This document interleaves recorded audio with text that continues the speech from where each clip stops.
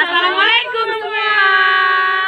Kami dari kelompok 1 akan membuat video tentang pembiayaan anggaran kesehatan.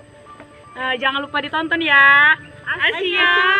Di sini saya akan menjelaskan tentang sistem kesehatan di negara berkembang Indonesia. Apa sih itu sistem kesehatan? Sistem kesehatan adalah upaya tindakan dengan tujuan mempromosikan, memulihkan, dan menjaga kesehatan seseorang. Indonesia adalah salah satu negara berkembang yang telah menghadapi beberapa perubahan tantangan strategis yang mendasar.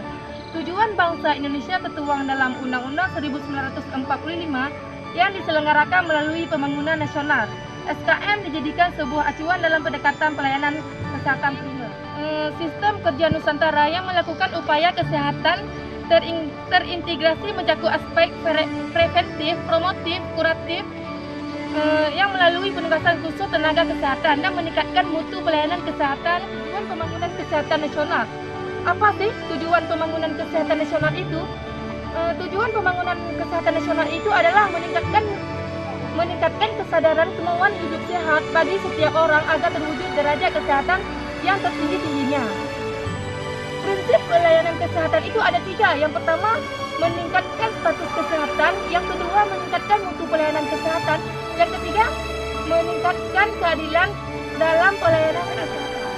Untuk mencapai tujuan pembangunan kesehatan, maka pengelolaan kesehatan dilaksanakan melalui subsistem kesehatan yang dibagi beberapa bagian. Yang pertama itu upaya kesehatan, yang kedua penelitian dan pengembangan kesehatan, yang ketiga makanan, yang keempat tersedianya farmasi, yang kelima manajemen, yang keenam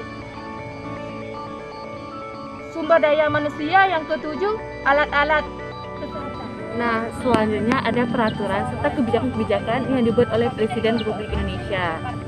Sistem kesehatan itu tidak luput dari kebijakan-kebijakan, dan kebijakan itu ditentukan oleh penentu kebijakan, baik itu dari pemerintah ataupun dari swasta. Nah, dalam kebijakan itu juga ada namanya segitiga kebijakan. Segitiga kebijakan itu ada 3. Yang pertama yaitu ada tentang konteks.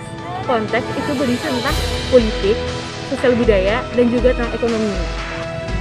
Terus yang kedua tentang ada konten atau isi, dan ketiga ada dari aktor atau yang menjalankannya.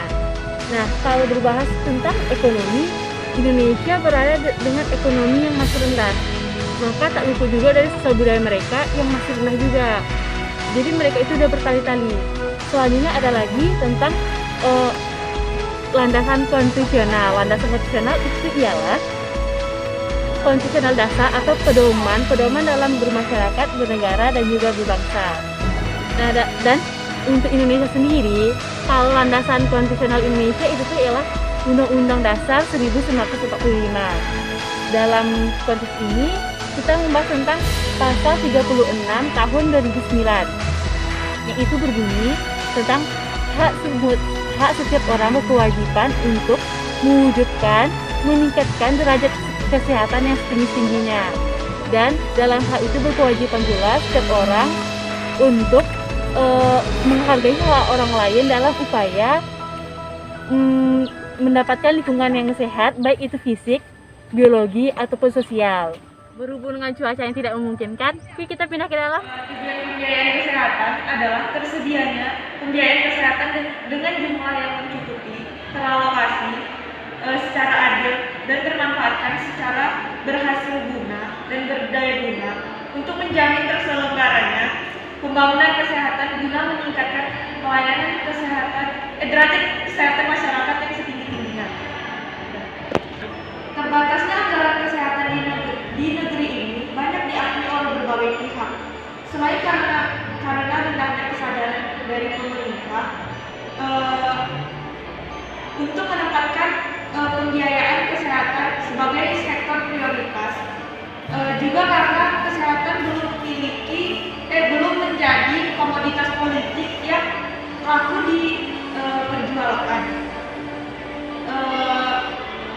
di negeri yang sedang mengalami transisi demokrasi ini. Ironisnya, kelemahan ini tidak tertutupi dengan penggunaan anggaran yang efektif dan efisien, karena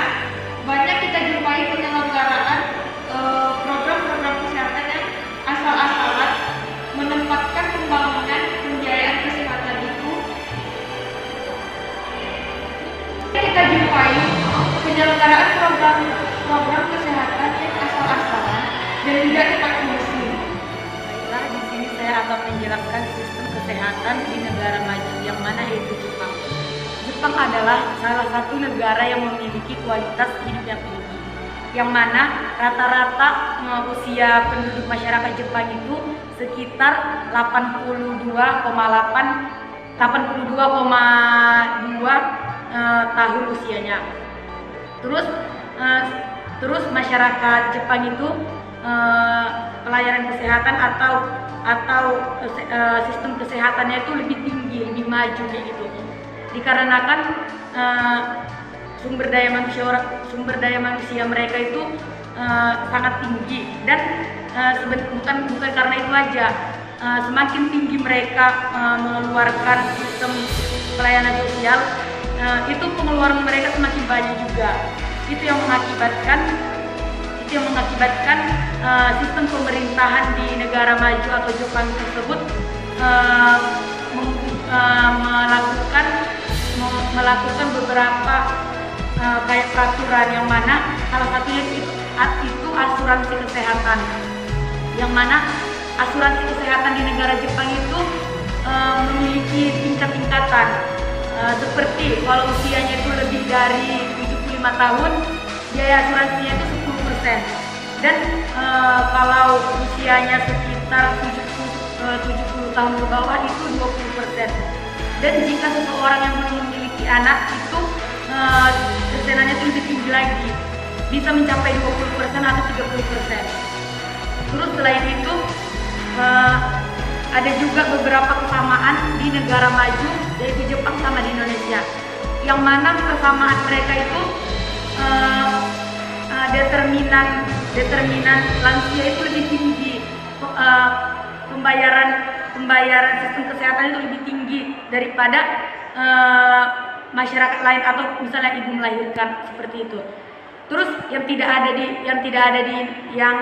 di negara maju ataupun Jepang tersebut, mereka itu tidak melakukan pelayanan rujukan. Mereka tidak melakukan pelayanan rujukan seperti yang ada di Indonesia. Misalnya kita sakit ini karena salah satu rumah sakit tidak bisa atau tidak memiliki sistem kesehatan yang lebih canggih, mereka akan merujuknya ke rumah sakit yang besar gitu. Sementara di Jepang itu nggak ada, mereka tidak menerima rujukan karena mereka di situ memiliki asuransi itu mau siapapun boleh memakainya gitu. Terus sistem asuransi di negara Jepang itu tidak memandang kasta. Cuman yang membedakan kalau dia lansia itu lebih kayak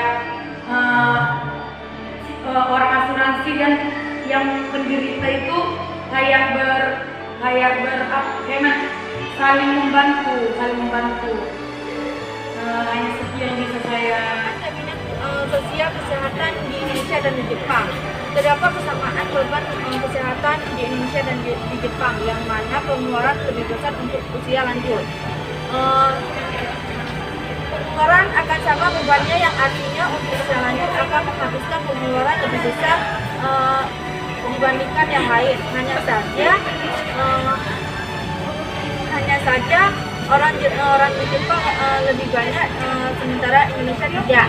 Kenapa masyarakat usia lanjut? Karena tubuhnya yang sudah rentan terkena penyakit dan juga tidak sekuat orang lebih muda.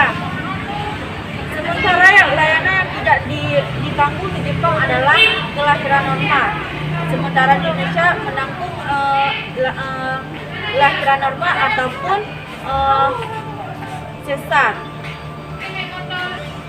Di Jepang tidak mengenal status rujukan, sementara di Indonesia tetap mengenal status rujukan yang berjenjang. Namun masyarakat di Jepang bebas memilih pelayanan yang mereka mau. Mau di klinik, di dokter, ataupun langsung ke rumah sakit tetap dilayani. Sementara di Indonesia tidak. Sistem di Indonesia lebih mementingkan rujukan.